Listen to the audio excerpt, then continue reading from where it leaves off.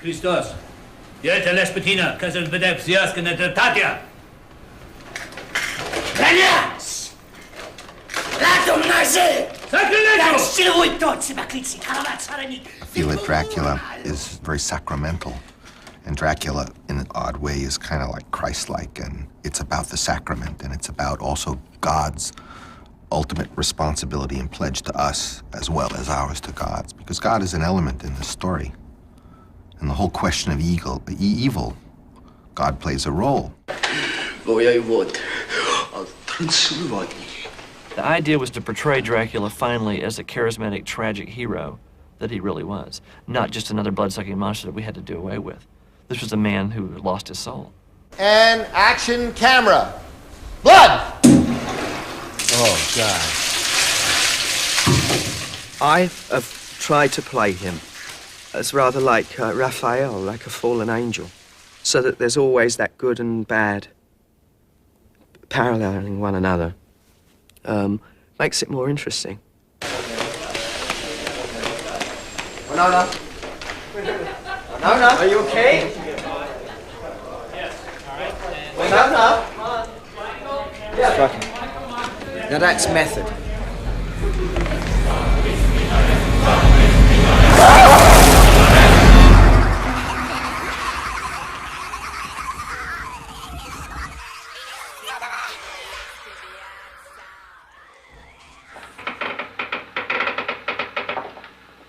You know how it is when you're a kid, sometimes you have a personal connection with like a favorite movie or a fairy tale or whatever it is. It's something that it was sort of, you thought it was yours. I remember as a kid, loving horror films, and in particular Dracula. And I remember going to the Encyclopedia Britannica as a kid and looked up Dracula and went and saw Vlad the Impaler, and I was like just thrilled to think that it was really a guy. I agreed with everybody that said, why another Dracula? I had grown up on the Hammer films, the English Hammer films, Roger Corman movies. I had seen Billy the Kid versus Dracula at the drive-in. To me, Dracula was just this sort of exploitation, blood-sucking monster who wasn't very attractive. And then in 1977, I read the novel. Because to me, Dracula was an epic, sweeping, gothic romance on a scale we had never seen before. The other reason to do Dracula was to bring for the first time into the Stoker story the true historical Dracula that was a national hero, that was a knight sworn to protect the cross of Christ in the church in the 15th century. The spider spinning his web for the unwary fly. The blood is the life, Mr. Renfield. Soy Drácula. No podía usted ser más oportuno. There were so many of them, but no one ever did the book.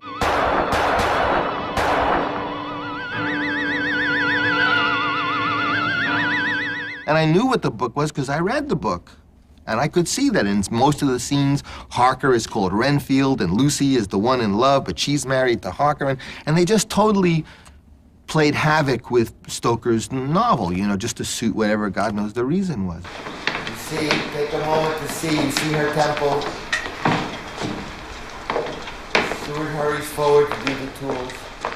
All of the characters in our movie are like in their personalities and in their function, like the characters in the book, including many characters that are often cut out, such as Quincy, an American Texas young cattle aristocrat. And so there's a very unusual character of an American as seen from the 1890s point of view. And really, Dr. Seward was never portrayed as the brilliant, because, most of the book are Dr. Seward's scientific dictations.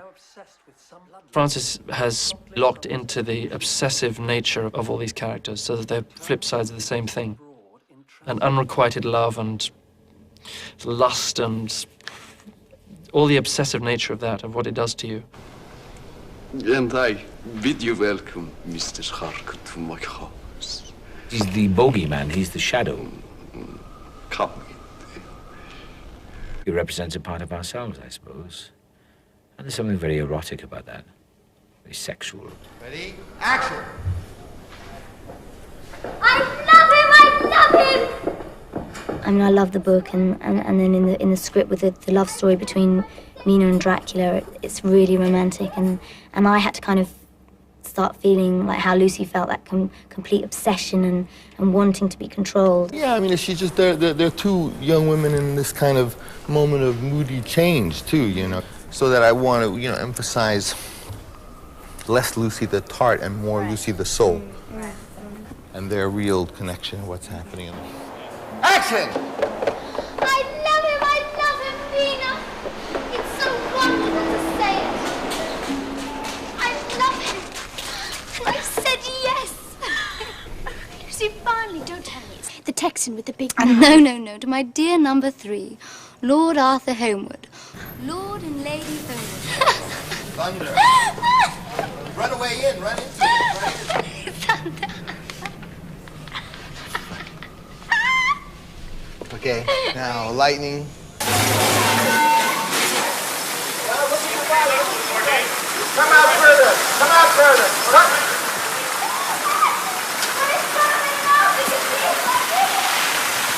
Oh, I feel they're so free. You're so free.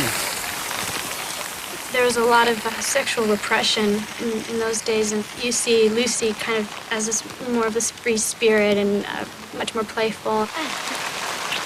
You see Mina as maybe wanting to do that, but feeling, oh, that's not right. You know, trying to be the dutiful fiance. And when she meets Dracula, it's kind of unleashed in a way.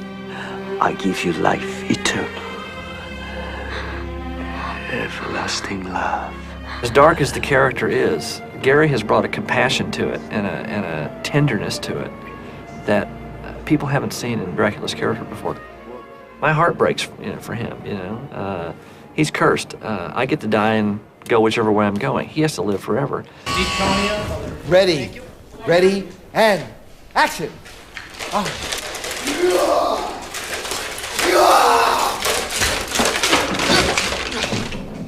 Cut.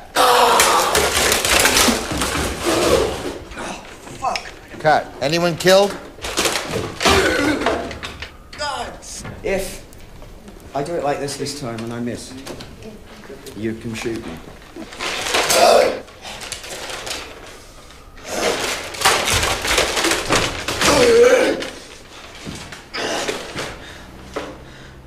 Okay, cut. Good.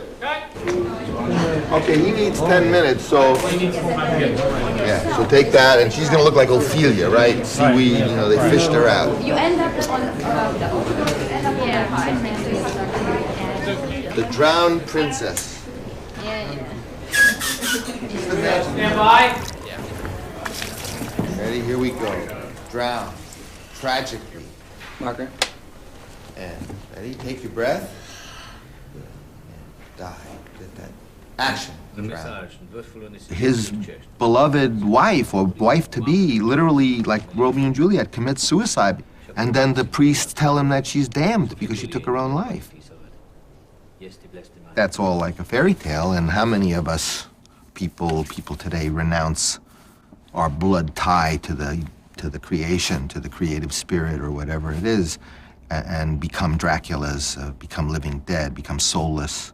As just the fact that he's coming. Yeah. Can I have a Polaroid taken with you for my scrapbook?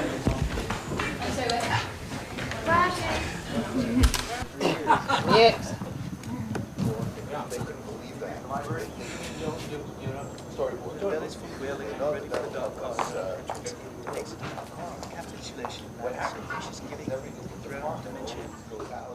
The cast was brought up to Napa Valley for a week to work on it, and Francis throws it out. He throws it out. He just takes the material and throws it out. He brought us all together as an ensemble, as a team, like you would in a play. You know, that's you very rarely have rehearsal in movies, and it's a luxury to have that time. First gain his house, check to the king. And not to take her eyes off her till we returned, and then beckon me out of the room. We read the entire book together, the entire novel. They couldn't believe it, some of them. All actors go through a whole experience in which then finally it breaks for them and they become the character, and they all do it. some much later than others, some when you're halfway through the movie. But each one of them has a little, sometimes just a dumb secret, a simple little experience so that they overcome, and then on the other side of that, they're home free as far as their characters. And of course, I always try to have them have that experience as early during the shooting as possible, and so I like to be with them. And you know, I was a drama counselor with little kids, so you know, it's a beautiful place in the country, and they come, and a lot of them lived in my house like my kids, you know, used to do. Yeah, it's real, but acted as though you were silent film acting. In other words, in some of it, it was kind of making fun of that kind of. I'm saying play it for real as though we really were making the movie, except to express what the situation is through your pantomime.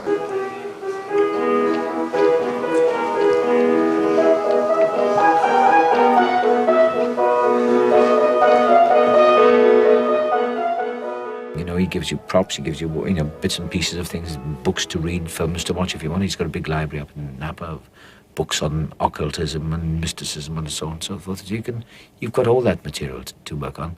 And there isn't much talk, it's mostly action, you know, improvisation, playing games.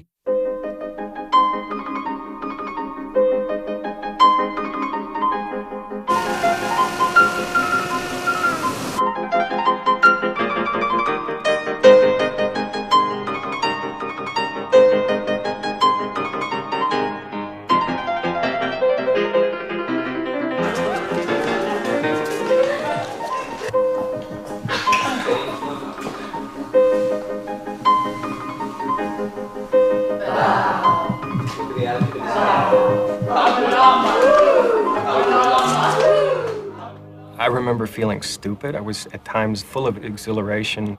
We did these weird things, tossing sounds to each other. I go, bah, like that. And I take that and say, doing, doing, and then you pass it around, so you just have to be very alert.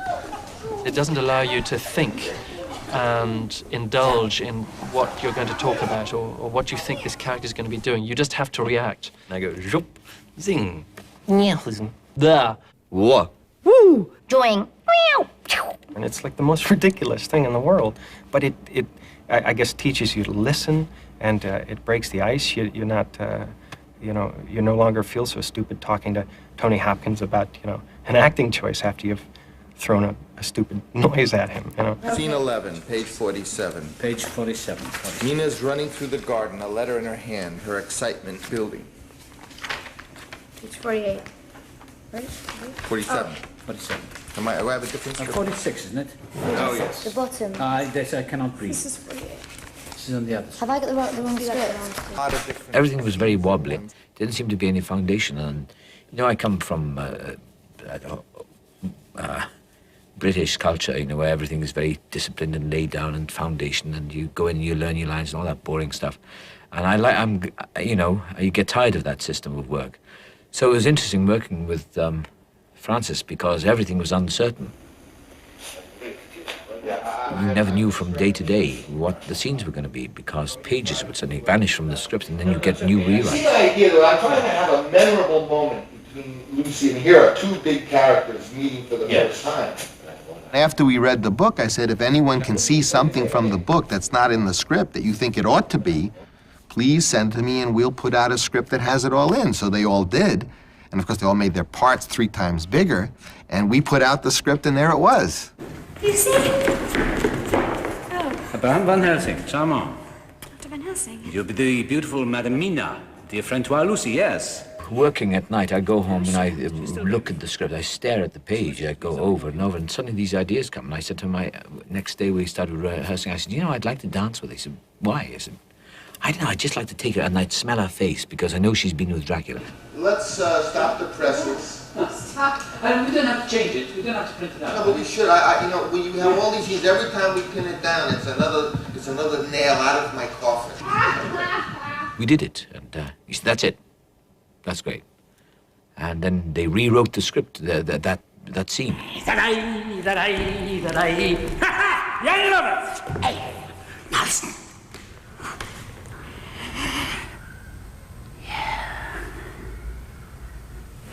Go now to your friend. Hey, cut. What do you think? Baby! My Michael, what about getting like a close shot of Van Helsing when he breaks the dance? You know what I mean? When he says there are many... That's what it's about, isn't it? That's what's exciting about it, because you just do it. You're forced onto your inner reserves and you find new ideas.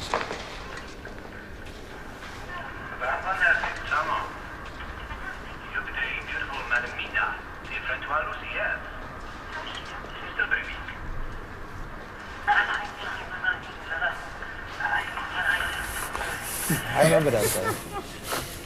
Remember that day? What did we have for dinner? Let's try another rehearsal, please. God help us. Dr. Van Helsing is loose. What a loony. Because when you get to the set, it's all there for you. And then it all fuses together. And then it proves to you that the rehearsal was worth it. The darkness is in life, my child. And there are lights. You're one of the lights. The light of all light.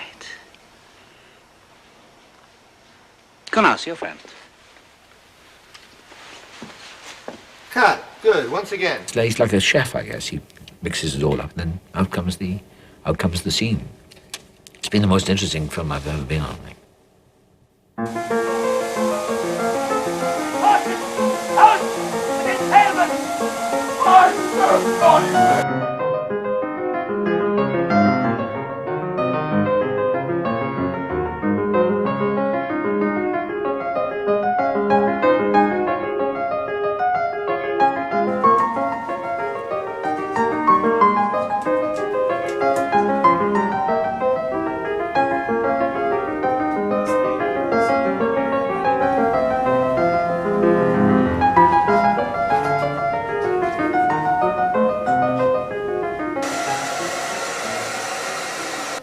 Oh, look at the feet. You should try these on right now to see how they fit. In case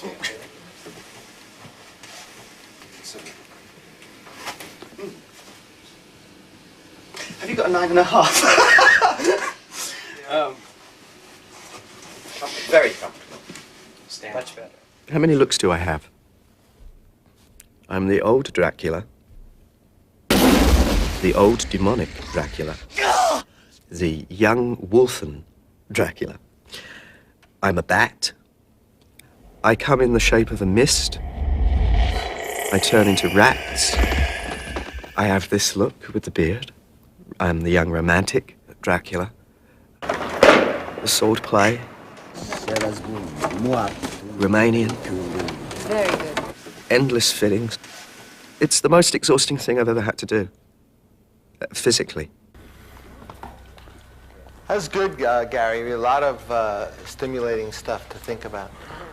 Our script was filled with requirements, contact lenses and prosthetics and weird makeup and blood tubes and special effects and wolves and insects. And when you're trying to get the shot and you say, well, the wolf isn't doing what you asked it to do, or the contacts have irritated her eyes and she can't put it in, that the director is, you know, a nervous wreck.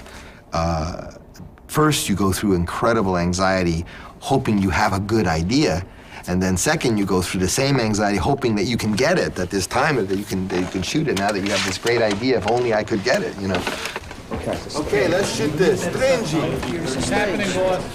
I always had the idea that when you were in the presence of a vampire, the laws of physics were not exactly the same.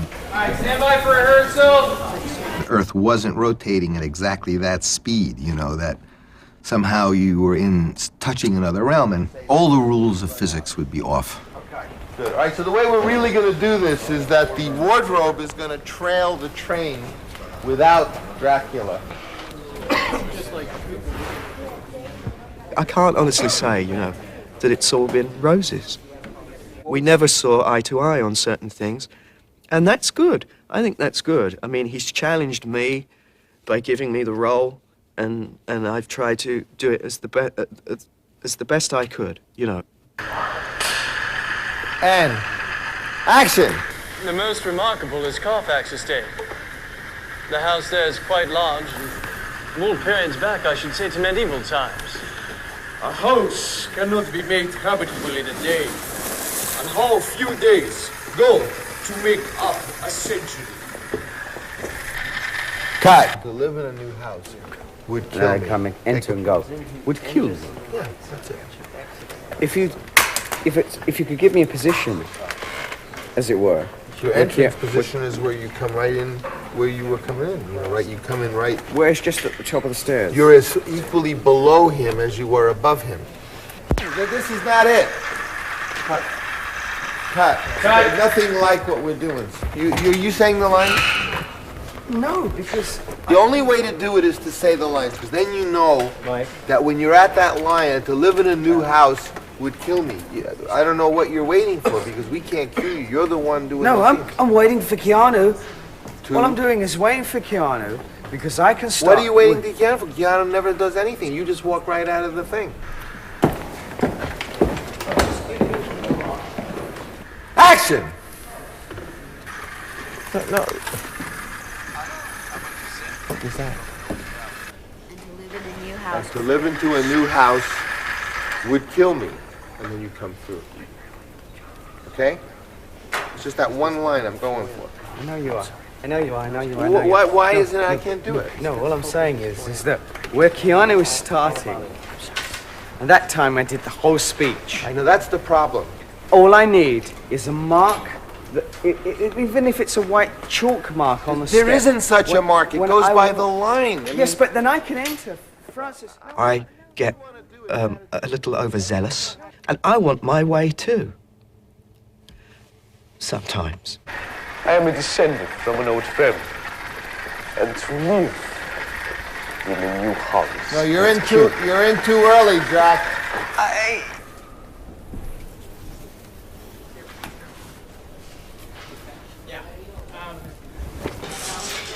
Okay. We'll mark that. My camera's reloading. I really wanted an actor. You know, I think Dracula is an actor. You know, the devil is an actor, because there is no such thing as evil. There is no devil. You need an actor to impersonate the devil.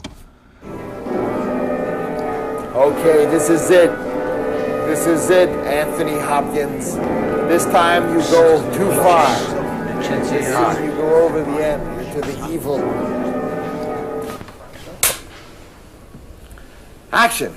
You tortured and impaled thousands of people. I served the cross in vain. I was betrayed. Look what your God has done to me. Your war with God is over. You must pay for your crimes. Now, which come? I gotta go. I don't know. Because they both came at the same time. Right, I think what happens... What do you do when they do a take, and it seems pretty good, but you feel there's more emotion, more feeling that you could do. And so what do you tell them, Aaron? Okay, next take. And so, okay. I'd like to do a little improv, if I may. Yeah.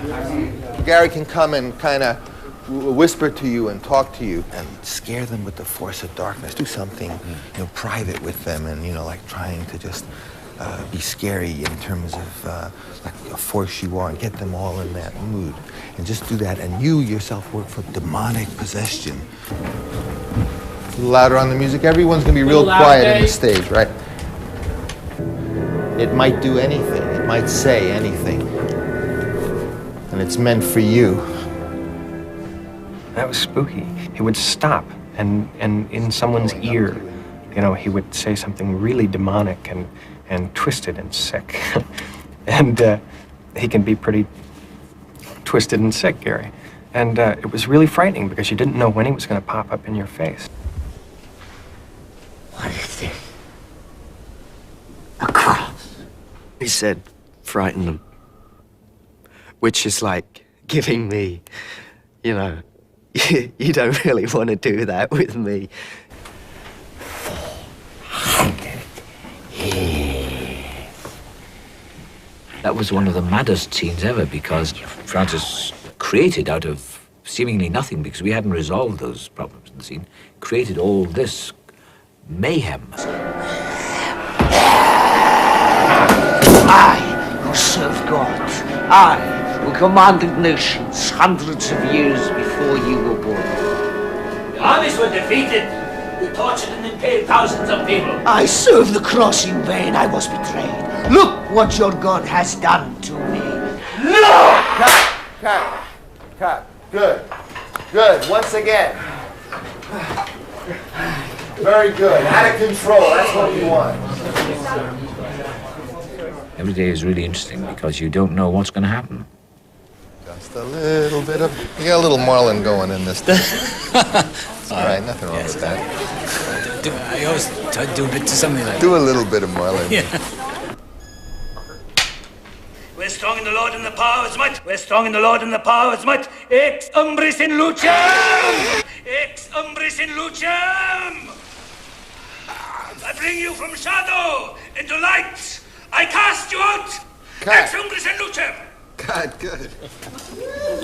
Thank you all for a very nice week. It's a wrap. I don't know about vampires, but I believe that life is a kind of dream. I think it's an illusion. I suppose in that illusion there is room for the darker forces. My life is constantly an illusion. I'm always surprised by it. Boo!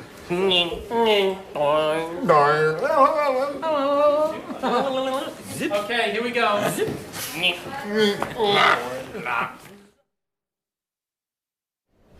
Ready? Blood. Cut. Did you say cut or did you No, say I done? said blood. Reloading. You said cut, Francis. That's perfect. He saw it coming. Okay, now do it. Can we do it again? Or are we in trouble? I said blood. I thought you said cut because Yeah, I it sounded like it. wasn't sure when it was going to come out, and I thought I they'd gone said wrong. blood, but it's all. Can we do it again? Can we save Yes. this? Can we save the situation? Make me look good. We're gonna do it again. Yep.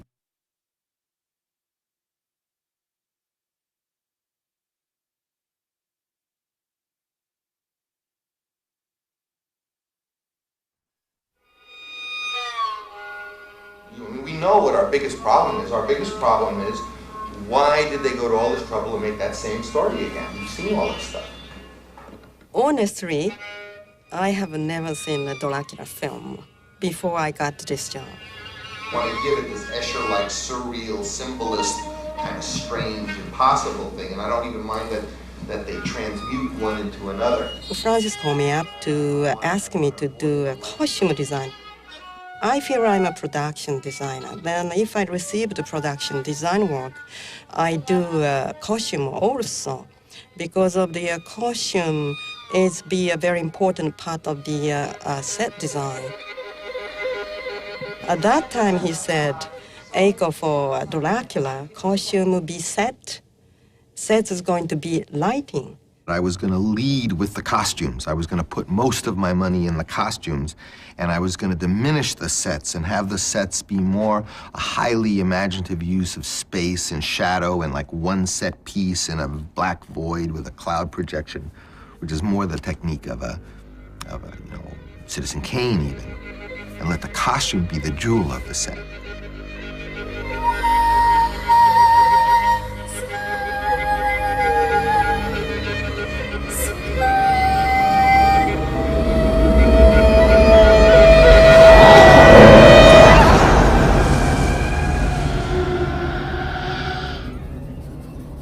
I had become involved with Eiko and first saw her work in Paul Schrader's wonderful film Mishima.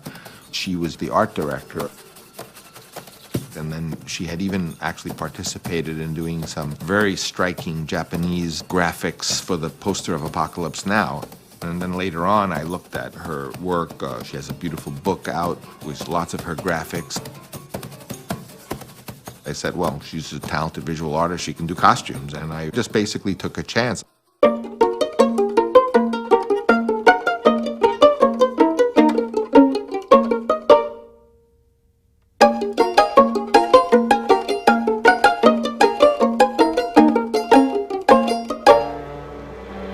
Dracula has a very cliché style, built long film history. So Francis, I wanted to completely throw away this cliché look to create our own vision, which is not looks like a man or a woman or old or young or beast or a human or what is this one? Francis quite interested to develop to Fallout idea. He hired me as a costume designer, but he's feeling like Echo create entire visual concept.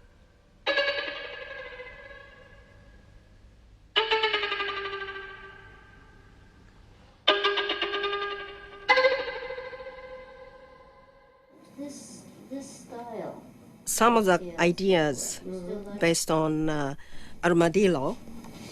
Can you hold this?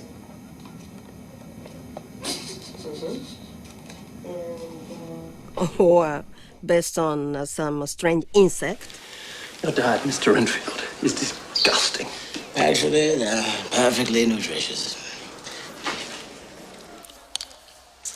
Or some of the wedding costume based on lizard.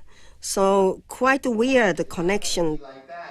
Because I know you were thinking also of making fabric designs based on red blood corpuscles and blood. Yes, right? yes. Are you going to not do that? I like that. I can show you a couple of directions of idea. And I'm going to use more Byzantine color, more gold or some others. When the first time to have a meeting with him, he showed me all symbolism painters. Especially, he pointed to the famous Klimt painting, which titled The Kiss. Eiko, is it possible to realize this painting to one of the Dracula's costume? When I see Klimt painting, I could feel the very oriental flavor with Western painting. I want to express hybrid culture, which is East meet West.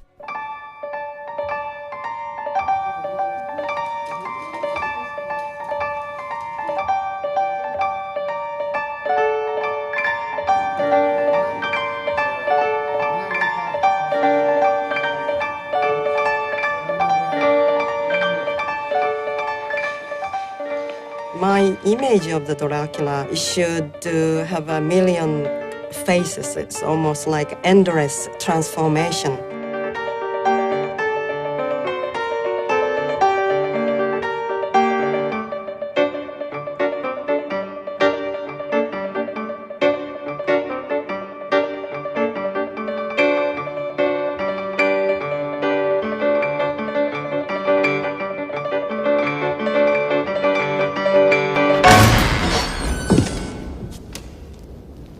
Gary Oldman is a wonderful collaborator for my crazy design. But it's kind of like a process I have. First time he appeared in my place, he said, Eiko's best costume for me as an actor is T-shirts and jeans. I said, yes, I understand.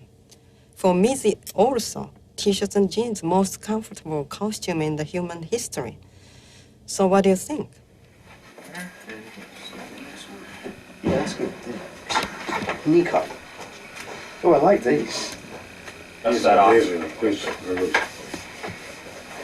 This is yeah, I can act in this. Do these plates connect on the... I could do an emotional love scene in this suit. Yeah. Do they connect on this? This is the first appearance for Dracula's costume. So, Francis, I discussed it's a kind of sensational appearance for beginning of the movie. I feel like a person still trapped within a car wreck.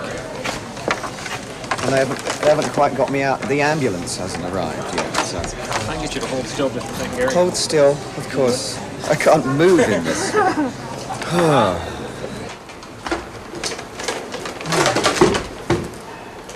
That's an occasion where actually the suit was wearing me, because I couldn't really do my thing. He's just trying to feel out a position. In the end, I tried to ignore the suit, actually, and just... I am not wearing this armor. I'm just going to do what I want to do. His acting is so powerful and dynamic.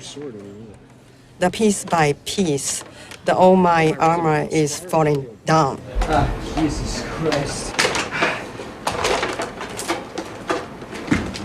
Here we go, action!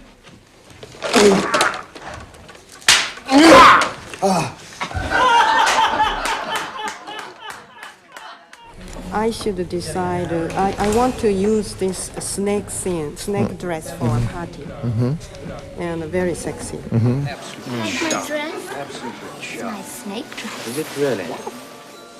Then, so I should prepare the first dress for Mina, typing dress. And Mina is wearing this blue. Costume for Mina is a very strict, tight, conservative costume. especially symbolized a high neck and tied up to front.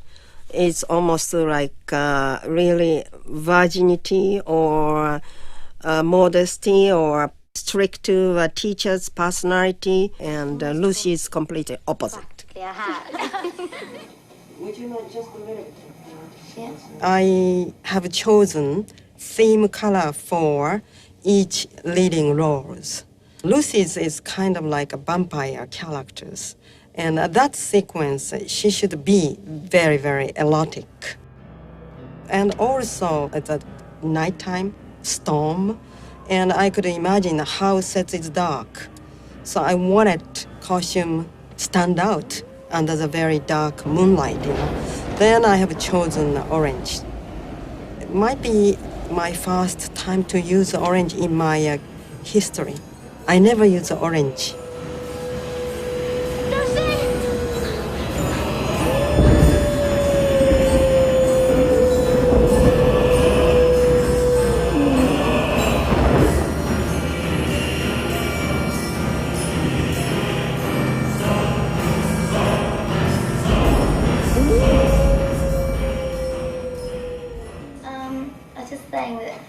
This costume, you couldn't really do anything in.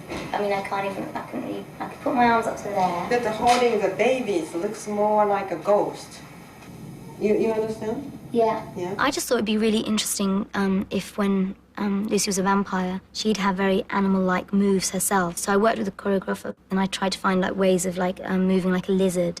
And I thought it'd be really good to slide down the stairs on my stomach. Can't do that, Lion. I can't come back.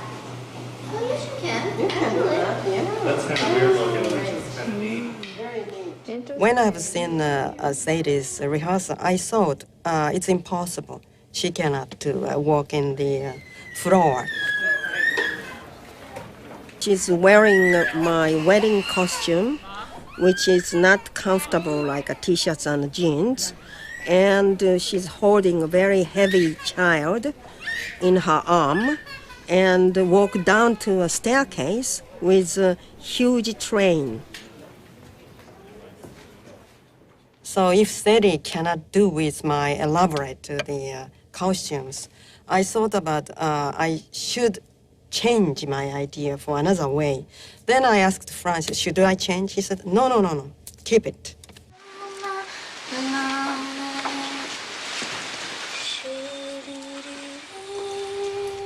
The director often is forced to look around and say, well, I don't have what I thought I was going to have, so what do I have and how can I make use in an unusual way what I have? Lucy! In the case of Dracula, or I'd have her crawl on the floor like a snake and be said, well, the costume would not allow that to happen, and so then you have to think of something else that maybe gets at the same gist of what you hoped, but you have to do it in a new way. Michael can... Sadie? Yeah? This is going to be your hardest thing you've been called upon to do. It's going to take all of your Olympic skill. Okay. You got to do it all backwards. Okay. Should we just Ready? rehearse it and see what... Here we go. Ready? You start sleepy. Action. Now you're a little more conscious and your eyes are looking at him sort of horrible, right? And then you do all of this. Good. Oh, wow. Holy blood! We're strong in the Lord! The power of his might! We're strong in the Lord! Obviously, the costumes are extremely unusual, very beautiful, and when I said the costumes would be the set, I think that was fulfilled.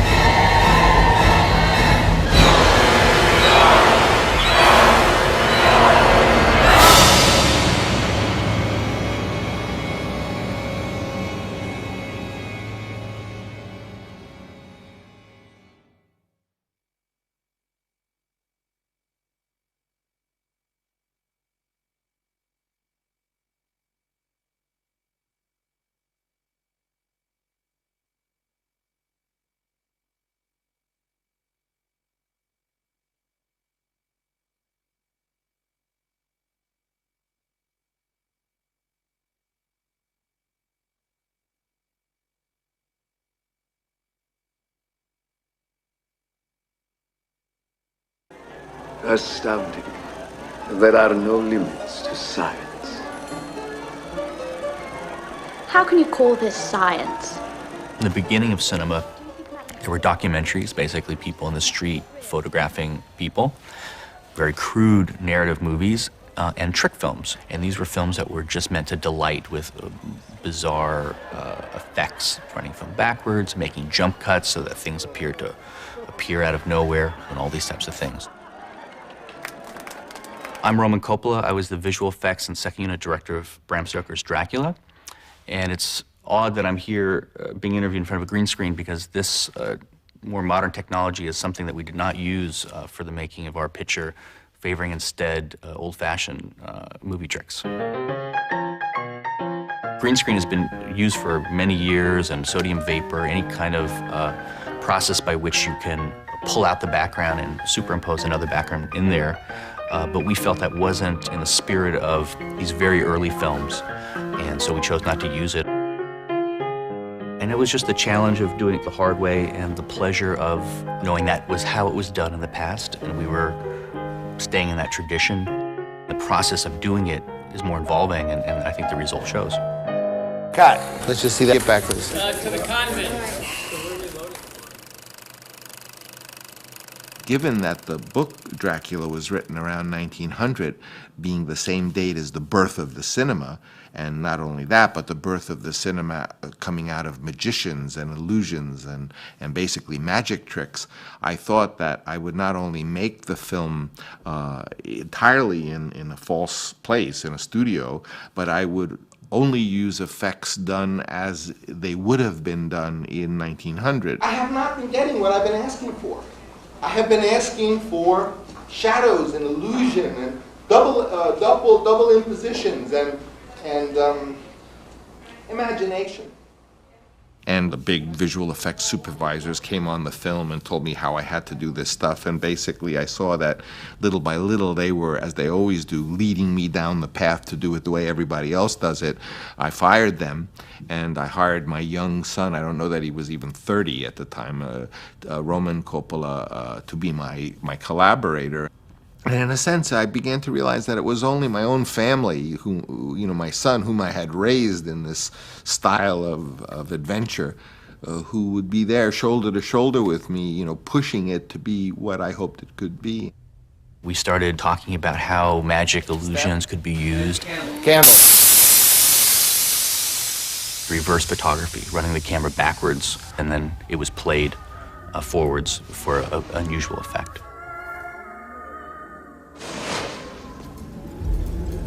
The old trick that the Marx Brothers used so nicely, in which you think there's a mirror, but in fact there's an empty space and there's a duplicate set beyond.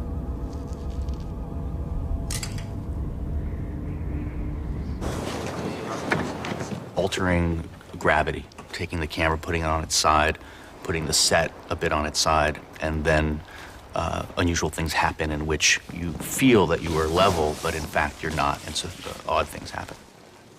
Good. Marker.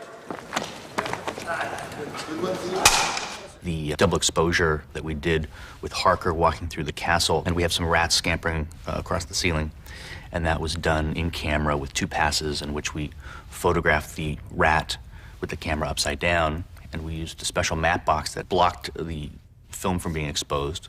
We rewound the film, flipped the camera over, and aligned this special matte box that we had, and then we were ready for Keanu Reeves to come in and do his walking by with the candles, and those 2 passes were exposed with one another.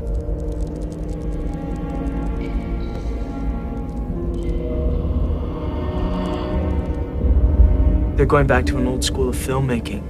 Old school in the sense of that, you know, Terminator 2 is all computer graphics, and this is like, you know, ropes and mirrors and, you know, that kind of hocus pocus, which is delightful.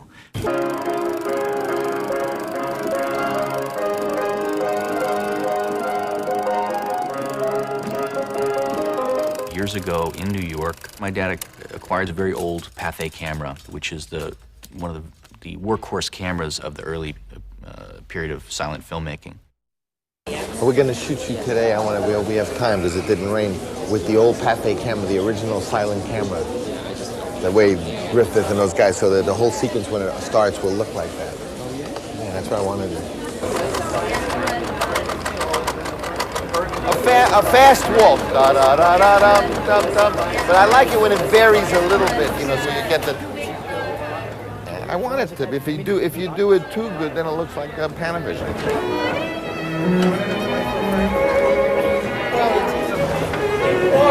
Keep walking.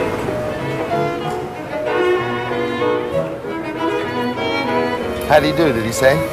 What he's doing, he's singing to himself. That's the way they did it. Yeah, That's he's singing to himself. what they did. Great.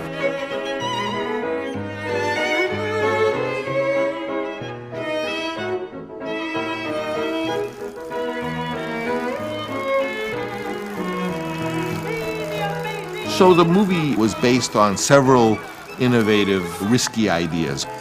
That all the effects would be done in camera and not with the benefit of modern computer or optical printer technology. We would try to do our own naive effects, and it would give the film almost more of a mythical soul. In the book of Dracula, the coachman literally reaches out. Jonathan Harker is standing 15 feet away, and the coachman's able just to reach out and take him by the shoulder and put him in the coach. I guess today they would achieve that with a digital effect. You know, they'll basically sort of animate it and then do it. And, you know, I love that image from the book, and I wasn't getting it, and so I put my foot down and said, let's think of a way to do this. And ultimately, we did come up with a solution live, which was that the coachman was really on a kind of camera crane, although you couldn't tell. And so when he reached out towards Jonathan Harker, the crane actually moved him, so the arm just kept going, and he was able to get him and put him in the coach. Now that's a moment, I mean, maybe some people notice, well, that was very peculiar, how did they do that? Or not. I don't think it's important that each of these textures or colors are really seen for what they are and how they were done, but they contribute to the overall strangeness, the idea that you're entering into an unusual world.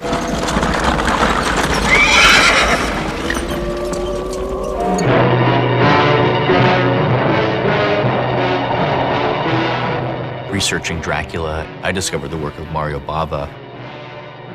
A film like Black Sunday has some neat visual tricks, and there's a particular scene of the carriage ride which we were inspired by.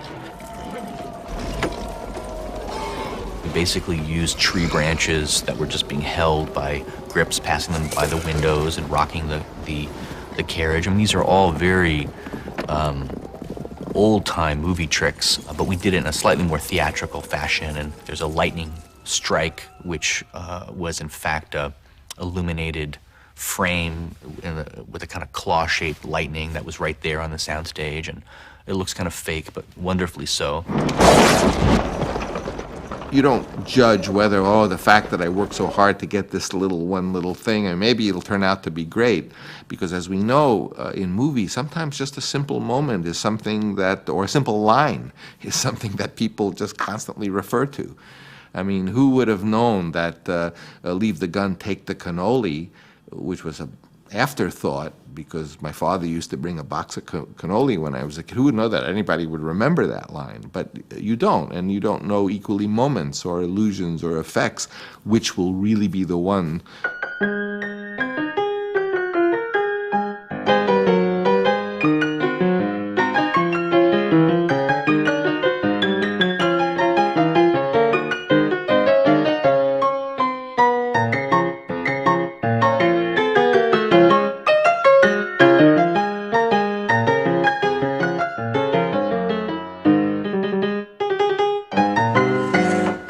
Nice, hold it.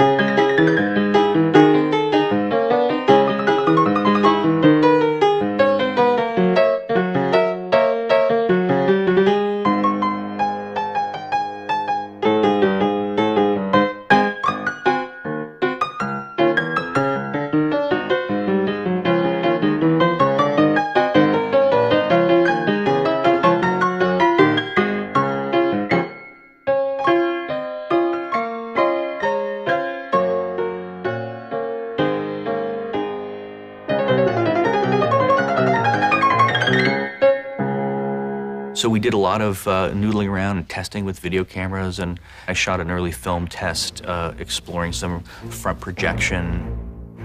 So the spirit of our preparation period was very much a workshop, looking for ideas, seeing what stuck. And in the case of that test I did of a skull projecting onto a face, we developed the idea of the map being projected onto Harker's face. So these are all little steps in a process of finding the look and the ways that the effects could be integrated into the story.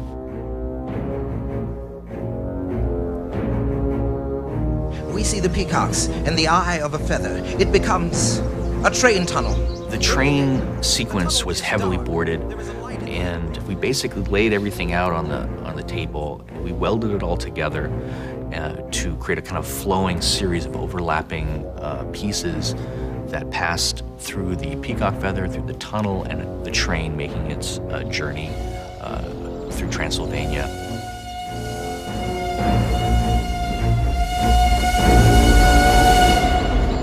As he's going along, he's reading his journal. The journal in the bottom half of the frame, and the train, and it looks like it's traveling on top of the book. Say this is the camera, and the train was about 20 feet away from us. And then the book was put literally, because it was a small book, it was a real journal. The book was put literally right next to the lens. To be able to get the shadow onto a little book like this wasn't gonna work. So Gene, my father, decided, well, what you're gonna have to do is you're gonna have to recreate the book 20 feet away. And then use the same train, put one light up, make a shadow of the smoke, and make it go across the book. And I'm sitting here going, well, that's gonna have to be like a 20-foot wide book. And Gene says, well, okay. The train sequences, there's so many things going on. The complications, I think we had to deliver 22 seconds worth in order, which is long for this type of situation, particularly for traveling right to left. It also involved a very small-scale miniature of the train. We had a mountain range that was fixed, but the sky was only 3 feet behind it. And in front of that, rocks and some smaller trees that moved at a very slow rate. And then there was a middle ground that moved a little faster, and then the immediate foreground outside the train car moved very fast. The camera was on another track right in front of it that moved from left to right, and the set in front of us was moving from right to left, and that gave us the speed distance. And it was a two-pass shot. So in the film, it's not sent to the lab to be developed. We had to back it up, turn all the lights out, and that there was like a movie screen, and then we projected on that sky a plate of Dracula's eyes that Roman had shot. There was a mock-up of the interior of the train car on tires or springs that Keanu sat in, and behind it, again, is like a movie screen, but it's known as a rear projection screen because you're projecting the image from behind rather than in front. When you see that in the theater, what you're seeing there all was done together. The background and the foreground was done together. My friend, welcome to the Carpathians. I am anxiously expecting you. It was a big challenge, and I love doing these other type techniques that every year goes by now, less and less are done, and I'm a hands-on kind of guy, and it's just much more fun than, holding a mouse or...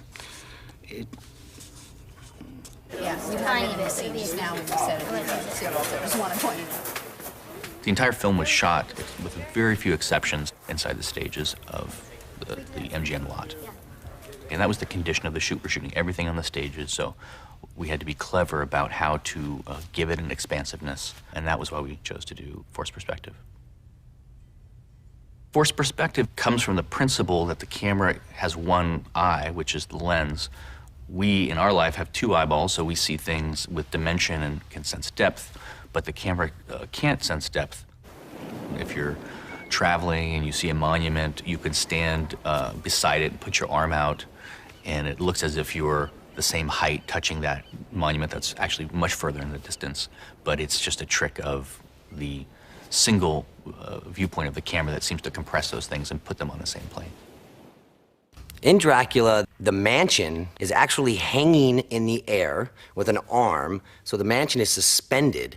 And then there's the ground that slopes down, and if you bring it really close to the camera, then it appears like it's 250 yards away, even though it's a miniature. And then you can have the full-scale fence, the full-scale horses, and the carriage. In front of all of this, you can make it appear as if it's a mansion sitting there, 250 yards away. They stop, they turn, he shoots, Sewer gets hit, turn around, slash. Meanwhile, he slashes, knocks the thing out of hand, turn, fires back. We shot all the Borgo Pass inside a soundstage. I think it was stage 15, the biggest stage around. So it was enormous, and we had a big oval track, basically, in which the set was designed with certain outcroppings of rocks and several matte paintings that gave different looks.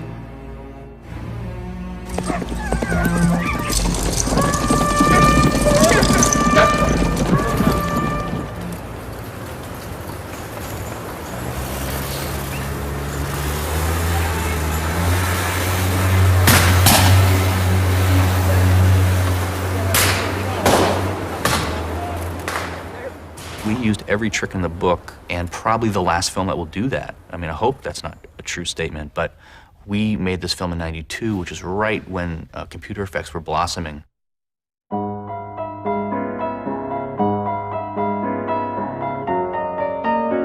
I think computer trickery is very useful, and I've done much of it myself, but it was just a wonderful last moment for a film made on that scale in Hollywood at the famous MGM studios, where they shot great classic films, to go back to those traditions and really do it in the way it had been done.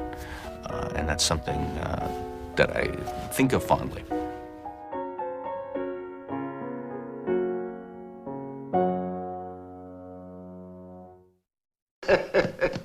Diventeremo amici!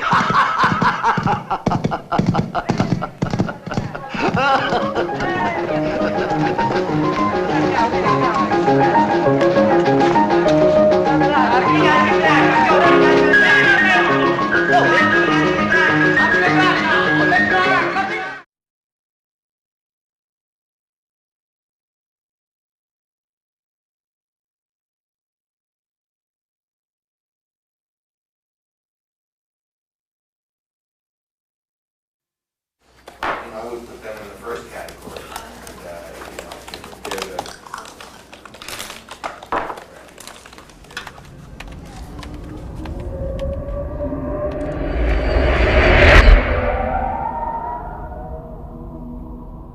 We almost have 6 drafts of the storyboard. The first one being one that was done just with like paintings of the period. So that we have now the record of as the project evolved, first with images that were just taken from symbolist paintings and stuff.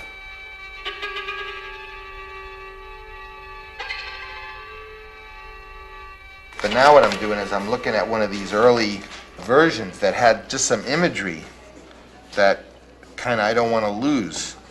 Because when you get on the storyboard level, it's sort of like a coloring book. It has the thing of where the people are standing, but it doesn't have any magic of the image, whereas this doesn't have where they're standing, but has the magic, and somehow it's almost like these are swatches. This movie, in my interpretation of it, is going to be like a kind of dark, erotic nightmare, so that I want the feel of the movie to be, you know, more evocative of dreams and psychology than, strictly speaking, just, you know, reality.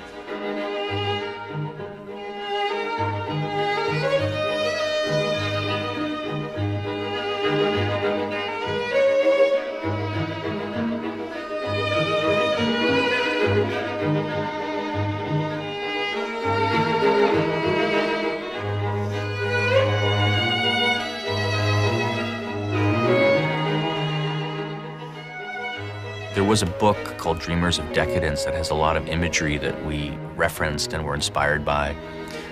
In particular, work by Klimt, and that shows up, obviously, with a lot of the wardrobe. These artistic movements influenced and informed the ways that we had of thinking about the imagery that we were using. So it was almost as if he was saying, don't just use these as visual references, become one of these artists. Try to think the way that these guys thought, and let's apply that to the imagery that we're going to use in the film.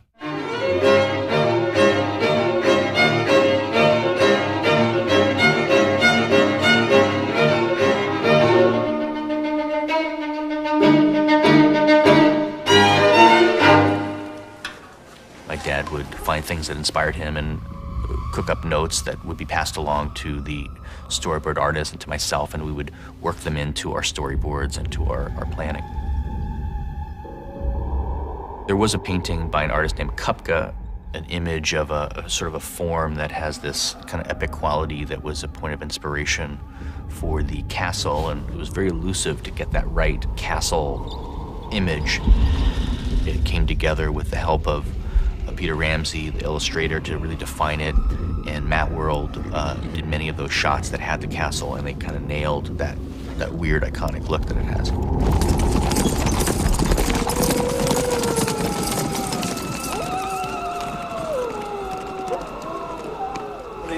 Yeah, dude, you want to do the Homewood stuff? It's in the script, all those little cutaways of Homewood. He's guarding Lucy, and he's drinking his booze. Those will be fun. I would, do them maybe a little high angle. When you make a movie like this with these disparate elements, you needed something more than a script. We needed something that was more a combination of text and dialogue and the actual images.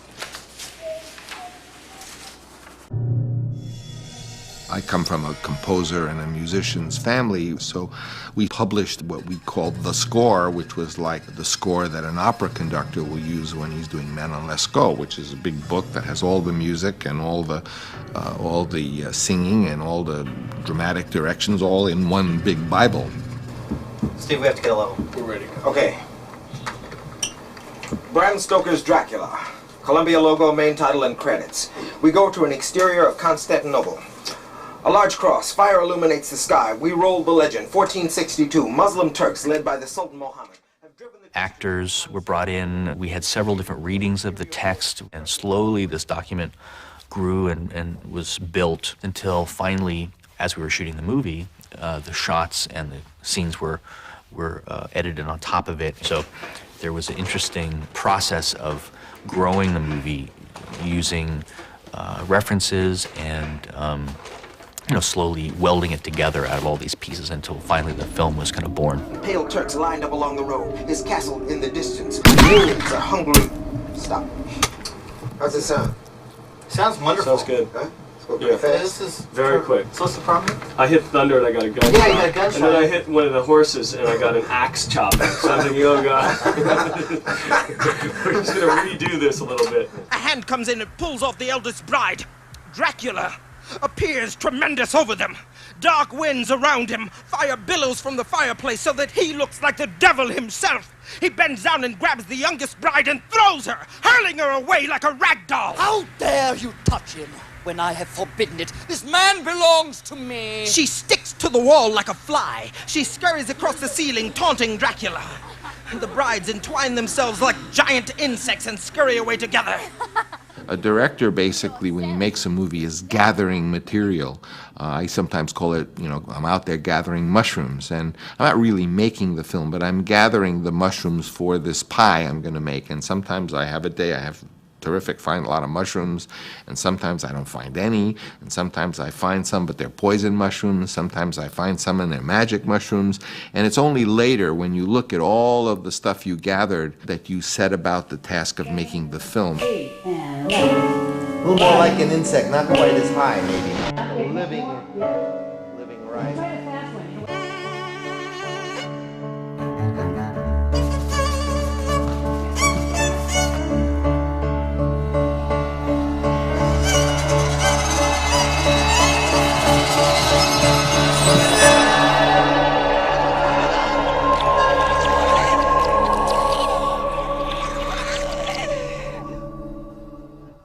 Francis was always asking for ideas, ideas, more ideas. Give me the wildest, most far-out things you can.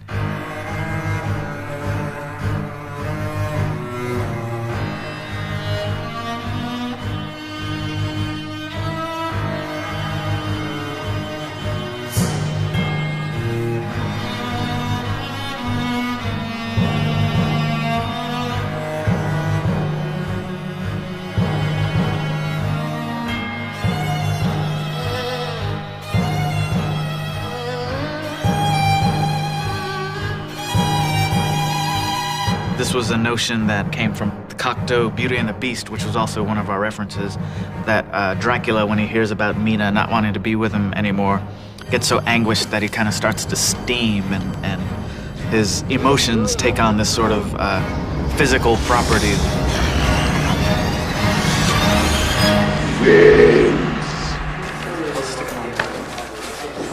I would flip them, and then rather than having sit right next to each other, just bring him around Slightly a little. facing? And then slightly facing, and then it would sort of achieve to that. Okay. No problem. We're always looking for connections.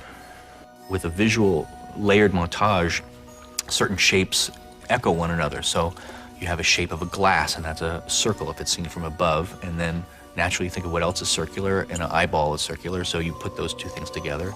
And those are all ideas that just came about in the process of boarding and looking for little connections that you can weave together.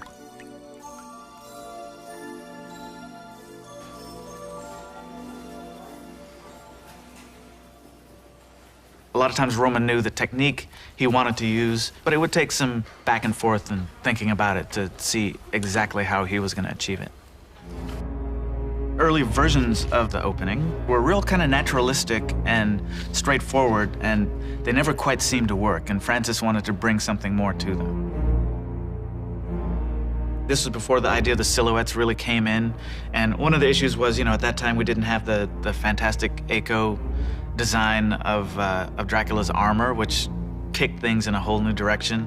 And we were just drawing him in this lame kind of wolf head helmet, and that was kind of like, we got to do something to get this onto a different level. The silhouette idea came up not too long after that and was a lot more striking and kind of original. I always thought of it as a way to kind of start to clue the audience in as to the visual techniques that he was going to use through the rest of the film, and sort of to distance the audience from the idea that this was literal reality.